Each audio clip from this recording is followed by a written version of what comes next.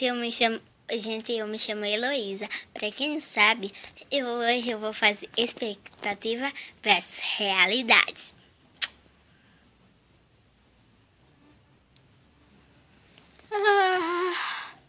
Ai, que preguiça, hoje está tão frio.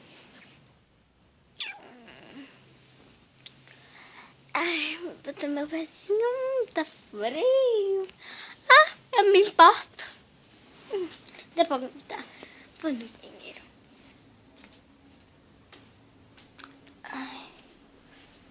Nada que coisa boa. Ai, peraí. Então vou me sentar. Que bom. Gente, essa foi a expectativa. Ai, está tão frio. Ok, e eu quero ir no banheiro. Já sei, para não ir no frio. Ai, vou bem enroladinha. Fazer meu humilde xixi.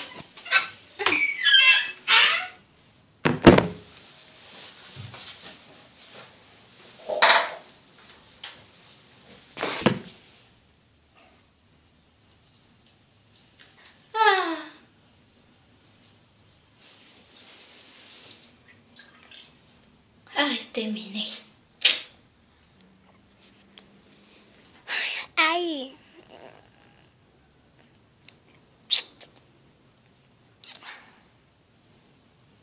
Ai, vou virar aqui um pouquinho.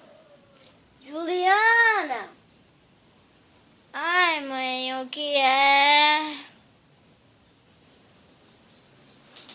Venha lavar a louça. Ah, mãe, não. Sério? Tá bom, vou. Ah, também não tem muita coisa. Vou indo lavar.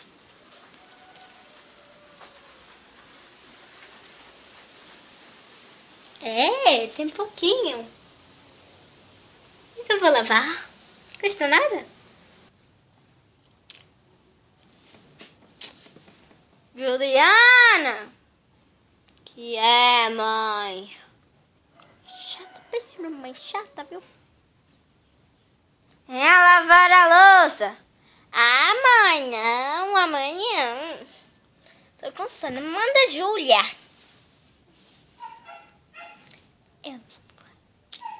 Eu tô conversando com minha amiga no WhatsApp.